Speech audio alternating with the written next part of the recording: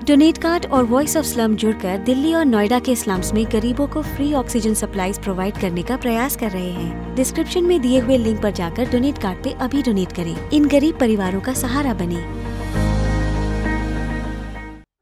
तो आदाब, नमस्कार, गुड इवनिंग, सत श्री अकाल। एक बार फिर आप तमाम लोगों का स्वागत है क्राइम तक की कहानी के इस एपिसोड में। उम्मीद है पूरी फैमिली अच्छी होगी। संडे का दिन भी अच्छा गुजरा होगा।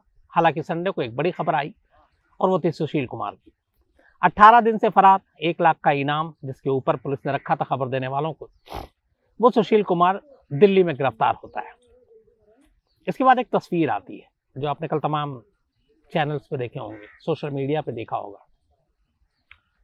वो तस्वीर नहायत अफसोसनाक थी, क्योंकि हमने सुशील कुमार को अब तक पिछले करीब 12-14 सालों में जब देखा, जब मेडल जीता, तो सुशील कुमार तिरंगा को अपने कंधे पर लेकर और चक्कर मारते थे और तिरंगा उनके कंधे पे होता था।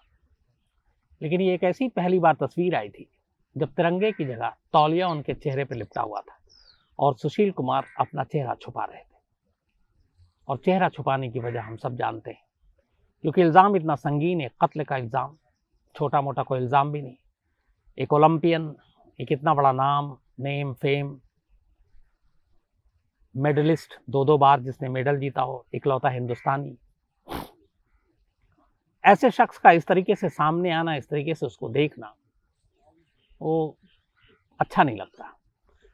लेकिन कहते हैं कि इंसान जो कर्म करता है तो उसका फल फिर इसी तरीके से मिलता है और इसी तरीके से चीज़ें सामने आती हैं। अच्छे आप कर्म करेंगे, अच्छे फल मिलेंगे, बुरे करेंगे तो फिर बुरी चीज़ें आएंगी। तो कल तिरंगा की जगह तौलिया था, मेडल की जगह हथकड़ी थी।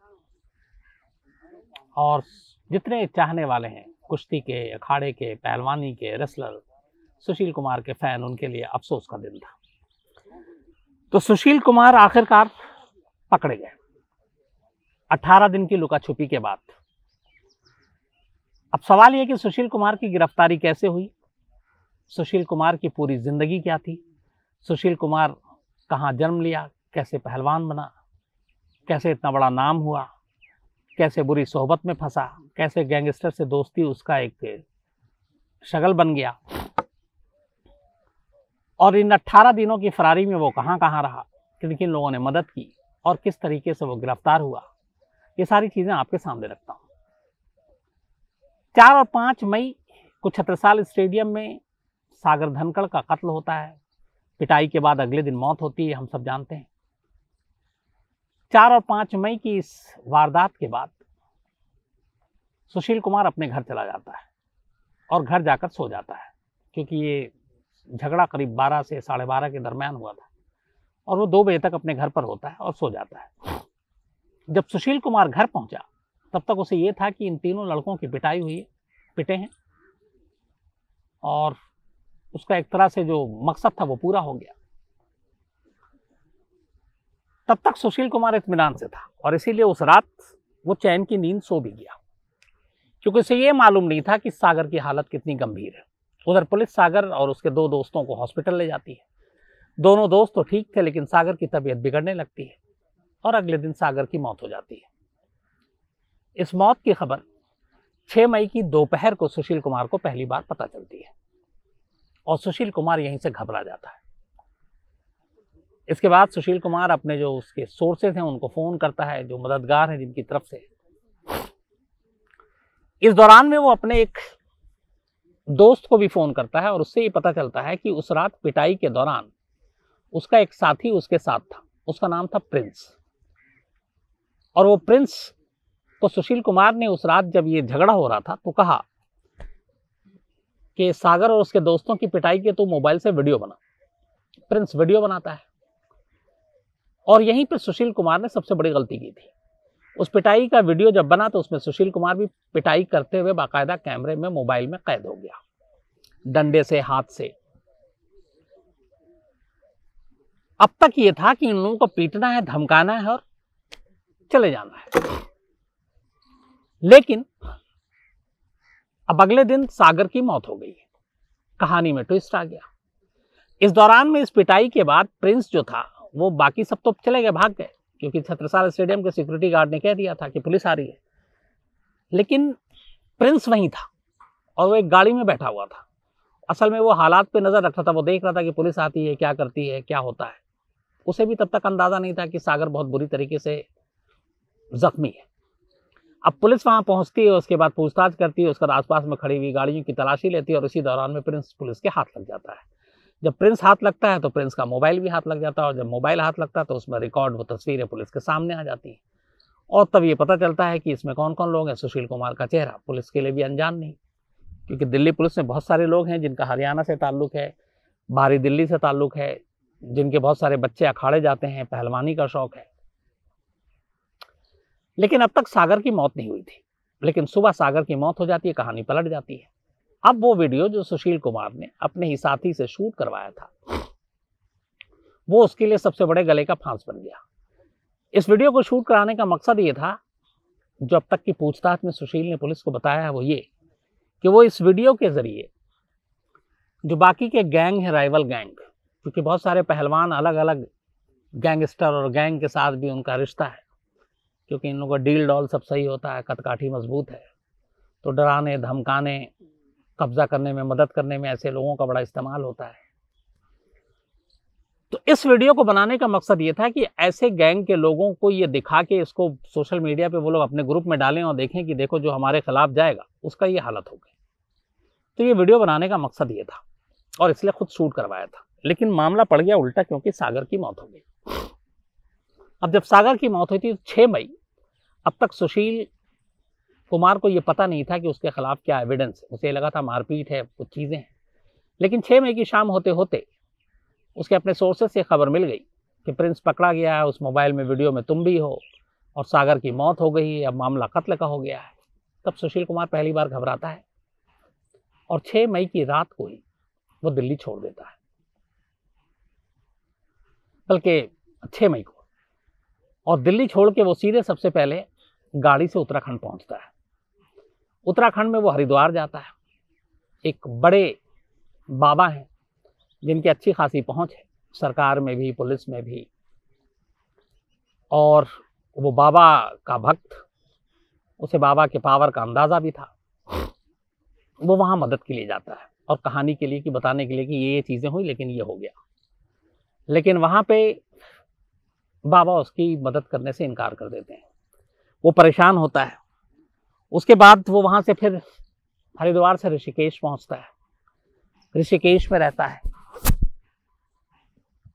7 मई को जब उसे लगा कि वहाँ से कोई मदद नहीं मिलेगी, वो वापस फिर दिल्ली आता है। अब इधर तब तक सुशील कुमार का नाम दिल्ली पुलिस की जुबान पर आ चुका था सागर के केस में। 7 मई को वो दिल्ली आता है, दिल्ली में रुकता है, लेकिन फिर उसे बताया जाता है कि पुलिस ढूंढ रही है, तो वो फिर दिल्ली छोड़ देता है और अब दिल्ली से वो हरियाणा जाता है। वो पहुंचता है बहादुरगढ़। बहादुरगढ़ में वो रुकता है, वहाँ छुपता है। फिर वो वहाँ से निकल जाता है चंडीगढ़। चंडीगढ़ जाता है, चंडीगढ़ से फिर भटिंडा जाता है और इधर उधर अपने जो भी उसके सोर्स थे उनके यहाँ छुपता रहता है। इस दौरान में पहले 2 दिन सुशील कुमार ने अपने मोबाइल का यूज़ किया, मोबाइल से बात कर रहा था। लेकिन फिर उसे पता चला कि मोबाइल के जरिए उसका लोकेशन पता चल रहा है, क्योंकि दिल्ली पुलिस की टीम को पता चल गया था कि वो हरिद्वार और ऋषिकेश की तरफ है और ये मोबाइल से ही पता चला। तो फिर अपने सलाहकारों की सलाह पर उसने मोबाइल को वहीं तोड़ दिया और तोड़कर फेंक दिया। अब उसके बाद जब वो दिल्ली से फिर हरियाणा और हरियाणा से पंजाब पहुंचता है, तो अब यह है कि कैसे वो संपर्क करे अपने लोगों से, सोर्सेस से, पुलिस के अंदर, क्योंकि सुशील कुमार के दिल्ली पुलिस में भी बड़े अच्छे जान पहचान है और हरियाणा पुलिस में भी। तब उन लोगों से वो बात कर रहा है। इस दौरान में उसे फिर सलाह दिया जाता है। अब वो एक डोंगल लेता है और डोंगल और फ़ोन के ज़रिए अब वो बात करता है। तो डोंगल के ज़रिए आप बिना सिम के बात कर सकते हैं, क्योंकि वो इंटरनेट कनेक्टिविटी होती है और आपका लोकेशन और ये चीज़ें पता नहीं चलती, थोड़ा मुश्किल होता है। तो अब इसके बाद 4 दिन के बाद सुशील कुमार डोंगल के ज़रिए अपने लोगों के संपर्क में रहता है। इस दौरान में फिर वो उसके लोग वकील से कांटेक्ट करते हैं, वकील के ज़रिए फिर रोनी कोर्ट में एक अग्रिम ज़मानत के लिए याचिका दाखिल करते हैं और सुशील कुमार को ये भरोसा था कि शायद मिल जाएगा ज़मानत, उसको अग्रिम पुलिस गिरफ्तार नहीं करेगी। लेकिन कोर्ट खारिज कर देती है, क्योंकि पुलिस काफ़ी एविडेंस दे देती है। तो उसको सलाह ये थी कि जब तक तुम्हारा कोर्ट से फैसला नहीं आ जाए तब तक तुम भागते रहो। सुशील भागता रहता है, लेकिन लास्ट ट्यूसडे को अदालत उसकी अग्रिम जमानत याचिका है वो खारिज कर देती है। अब उसके पास कोई रास्ता नहीं। इसी के बाद उसके सलाहकार उसे बताते हैं कि अब बेहतरी इसी में है कि तुम सरेंडर कर दो, क्योंकि तुम जितने दिन भागोगे कम से कम अदालत में तुम्हारे लिए मुश्किल खड़ी हो जाएगी। उसे ये भी कहा गया था कि अगर तुम शुरुआत में ही 5-6 मई को ही तुम खुद पुलिस के पास चले जाते तो शायद ये नौबत ना आती। और ये बात फैक्ट है। अगर उस वक्त सुशील कुमार वहाँ पहुँचता और वो बताता कि ये सारी चीज़ें थी तो शायद ये केस कुछ और होता। लेकिन सुशील कुमार की पहली गलती ये थी कि वो भाग गया। अब अग्रिम जमानत खारिज होने के बाद भी सुशील कुमार लापता, वो सरेंडर करने को तैयार नहीं। इसके बाद उसे समझाया गया कि तुम जितने दिन भागोगे, क्योंकि अब 1 लाख का इनाम भी है, भगोड़ा भी हो चुके, कोर्ट ने जमानत भी खारिज कर दी है, तुम्हारे लिए मुश्किल पैदा होगी। तब पहली बार इस अदालत के फैसले के बाद सुशील कुमार ने सरेंडर करने की सोची। लेकिन उसके सलाहकारों ने फिर ये उसे सलाह दी कि तुम पुलिस पकड़े उससे पहले कि खुद ही किसी कोर्ट में सरेंडर कर दो। अब उसका इंतजाम होने लगा। अलग अलग कुछ कोर्ट को चुना गया जहां खामोशी के साथ वो सरेंडर करे। और इसके बाद लगभग लास्ट सैटरडे को ये सब कुछ तय हो गया था और सुशील खुद जाकर गिरफ्तारी देना चाहता था। ये अभी परसों की बात आपको बता रहा हूँ, सैटरडे की। लेकिन इत्तेफाक से उसके इस सरेंडर के लिए जो सारा जुगाड़ हो रहा था, किसी वकील के जरिए ये खबर लीक हो गई कि सुशील कुमार सरेंडर कर सकता है। और ये खबर लीक होते ही पुलिस भी एक्टिव हो गई। अब 1 लाख का इनाम भी है, कोई भी पुलिस नहीं चाहेगी कि 1 लाख का इनाम भी छोड़े, क्योंकि जो पकड़ेगी, जिस पुलिस स्टेशन में, जो भी एरिया, वहाँ के पुलिस को ये पैसे मिलेंगे। तो पुलिस भी लगी हुई थी उसको दबोचने के लिए। इधर ये खबर लीक हो गई। तो जब खबर लीक हुई तो शाम तक तय था कि सुशील कुमार सैटरडे को ही सरेंडर कर देगा या गिरफ्तारी दे देगा। लेकिन जब खबर लीक हो गई तो ये मुश्किल हो गया कि खामोशी से कोर्ट तक पहुंचना या सरेंडर करना। और इस बीच में कई चीज़ें भी आई थी कि सरेंडर करने के लिए, एक तो कोरोना, कौन से कोर्ट में कौन होगा नहीं होगा, और तब तक फिर पुलिस आ जाएगी तो तुम ऑफिशियली सरेंडर उसको दिखाया नहीं जा पाएगा। ये सारी चीज़ें भी बीच में आई। इस दौरान में अब सुशील जो है वो दिल्ली और हरियाणा बॉर्डर पे है सैटरडे को, और इंतज़ार कर रहा है अपने सोर्स और वकील का कि वो सिग्नल दें और वो पहुंचे और सरेंडर करे। लेकिन मामला लीक हो गया, इसलिए उसने सरेंडर नहीं किया। अब सैटरडे की रात गुजरती है, दोबारा कोशिश होती है।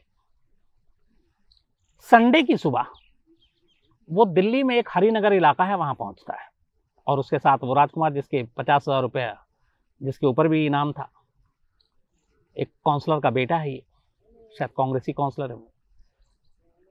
तो अब वो दिल्ली पहुंचता है। हुआ ये कि इस दौरान में सुशील कुमार के पैसे भी खत्म हो गए।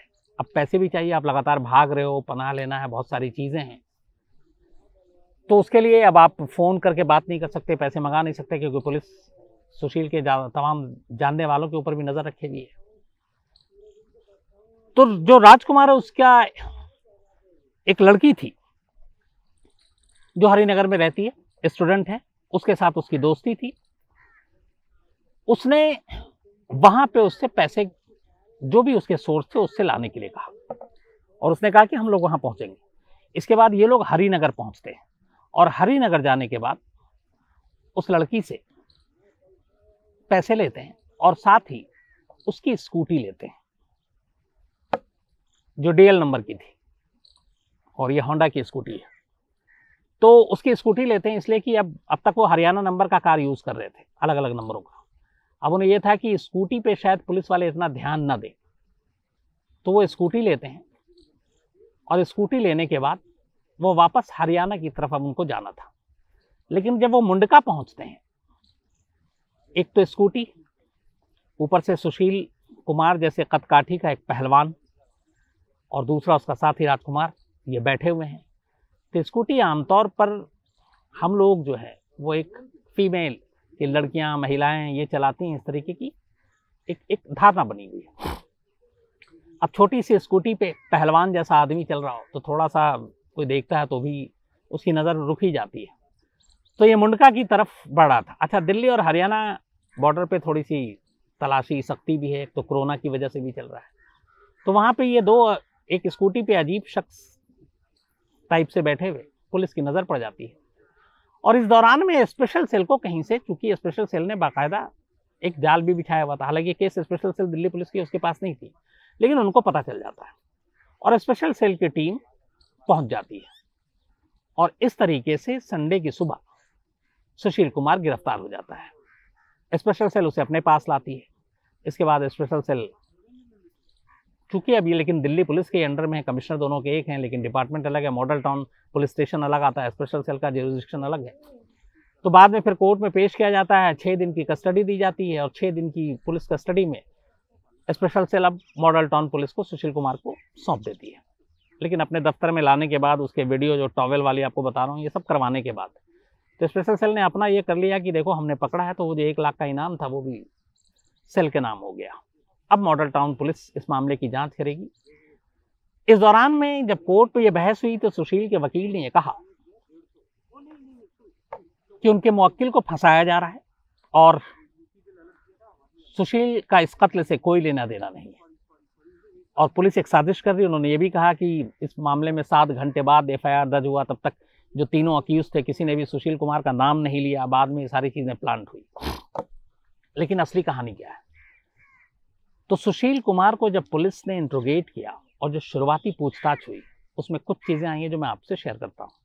सुशील कुमार ने पुलिस से कहा कि मैं था वहां पर, ये माना, झगड़ा हुआ ये भी माना, सागर के साथ मनमुटाव था इस बात को भी माना, लेकिन उसने कहा कि आमतौर पे इस तरीके के झगड़े कुछ पैसों के लिए थे, तो झगड़ा होता है निपट जाता है, तो सिर्फ ये था कि थोड़ा सा अर्दब में लेना था, धमकाना था, धौंस देना था।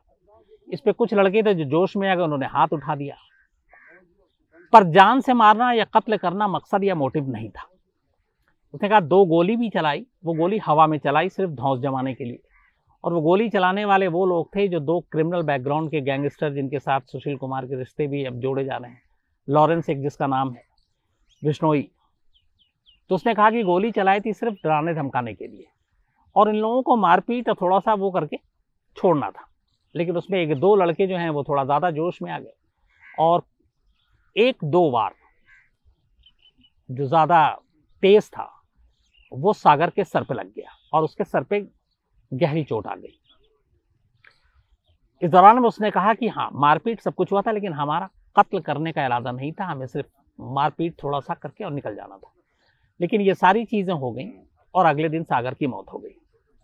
अब यहाँ पे 2 चीज़ें हैं कि क्या सुशील ये अपने आप को बचाने के लिए या फिर सेक्शन जो धाराएं हैं उसको कम करने के लिए, कमज़ोर करने के लिए बात कर रहा है, क्योंकि उसे मालूम है कि अगर सीधे सीधे कत्ल का मामला बना, जो अभी एफआईआर में है 302, तो इसमें 10 से 15 साल उम्र कैद, मैक्सिमम फांसी भी है की सज़ा है। फिर 365 किडनैपिंग का भी इसमें जोड़ा गया है सेक्शन, क्योंकि इनको मॉडल टाउन से उठाकर छत्रसाल स्टेडियम ले जाया गया था, तो उसमें भी अलग है, उम्र कैद तक की सज़ा हो सकती है। लेकिन अगर ये 304 लगा दिया जाए, culpable homicide not amounting to murder, यानी गैर इरादतन हत्या, तो इसमें सज़ा बहुत कम है। तो अब ये पुलिस का काम है कि इसको कैसे जोड़ेगी। लेकिन जो सुशील कुमार का बयान है वो यही है कि हमारा इरादा या हम इस प्लान से नहीं गए थे कि हमें मारना है, हमें सिर्फ थोड़ा सा अपनी दादागिरी दिखानी थी और ये दादागिरी के दौरान में उसकी मौत हो गई। लेकिन अब ये फैसला अदालत को करना है कि उस वक्त जो हालात थे वो क्या थे, सर्कमस्टेंशियल एविडेंस क्या थे, क्या वाकई ये लोग प्लान करके गए थे मर्डर करने के लिए, या फिर मारपीट के दौरान गलत जगह पे चोट लगने से जान चली गई। अब ये सारी चीज़ें अदालत, और ये भी है कि पुलिस इससे जुड़े हुए कितने सबूत को इकट्ठा करती है, क्योंकि यहाँ पे एविडेंस बहुत ज़रूरी है। एक तो विटनेस, इनमें 2 सबसे अहम चीज़ ये है कि सागर के साथ जो 2 दोस्त थे वो दोनों ठीक ठाक हैं और इस लड़ाई में वो भी पिटे थे और वो बयान देने लायक हैं। वो क्या कहते हैं सुशील कुमार और उसके दोस्तों के खिलाफ, वो बयान काफ़ी इंपॉर्टेंट माने रखता है। जो वीडियो है पुलिस के पास वो मायने रखता है कि सुशील कुमार के हाथ में उस वक्त कौन कौन से हथियार थे, उसके साथी कौन थे। लेकिन अब इन सारी चीज़ों में एक चीज़ तो खुल गई और वो ये है कि सुशील कुमार जब इस देश के एक हीरो के तौर पर उभरे और जब उन्हें बहुत सारी शोहरत, दौलत, सब कुछ मिली, वो गलत रास्ते पर निकल गए। सुशील कुमार की गैंगस्टर के साथ दोस्ती ये आज की बात नहीं है, जग जाहिर है, क्योंकि वो ओलंपियन थे, बहुत सारी चीज़ें थी, तो कई चीज़ें दबा दी जाती थी शुरू में। लेकिन अब ये चीज़ें धीरे धीरे सामने आ रही हैं। अब यहाँ पे कम से कम सुशील कुमार के बैकग्राउंड को समझने के लिए 2 इंसिडेंट आपको प्लीज समझना बहुत ज़रूरी है। पहला ये, आपको याद होगा 2016 में सुशील कुमार ने लास्ट 2012 में सिल्वर मेडल जीता था ओलंपिक में। उसके बाद उससे पहले वो ब्रॉन्ज जीत चुके थे, नेशनल हीरो थे। 2016 में क्या हुआ कि 74 केजी कैटेगरी में सुशील कुमार और एक मुंबई के पहलवान थे नरसिंह यादव, इन दोनों में बड़ी कंपटीशन थी कि 16 के ओलंपिक में कौन जाएगा, सुशील कुमार या फिर नरसिंह यादव, 74 किलो कैटेगरी में। और दोनों 74 किलो कैटेगरी के दावेदार थे। सुशील का नाम बहुत बड़ा था, 2 मेडल जीत कर लाए थे, सबको लगा कि सुशील ही जाएंगे।